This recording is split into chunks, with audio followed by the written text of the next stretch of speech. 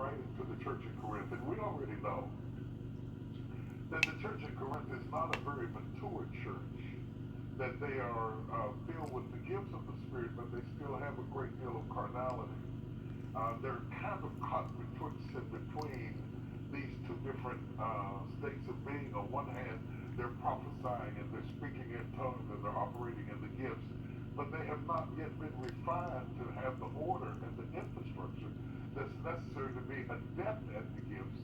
And then they have a propensity to be carnal. And this dichotomy of experiences makes Corinth a very good text for us to draw from, because many of us today have such contradictions in our own lives. So you could take out Corinthians and put in contradictions, because the church at Corinth was full of contradictions, to be honest.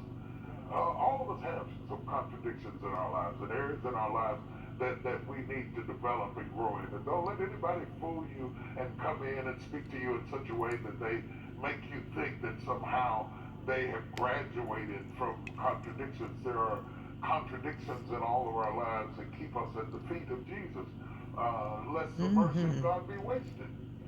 The Bible says the mercies of God are new every morning. Why would He renew mercy that you don't need? Mm-hmm. Because you're just so perfect, you don't need the mercies of God. Truth of the matter is, you need mercy every day. Yes. You need mercy every day. You want to minimize the contradictions as much as possible, but there's still contradictions in your life, and things that you struggle with, and things that struggle with you, and things that Yes. pull at you, and things that would desire to take you under. And they're not always the kinds of sins that people want to talk about, though there are those too. There are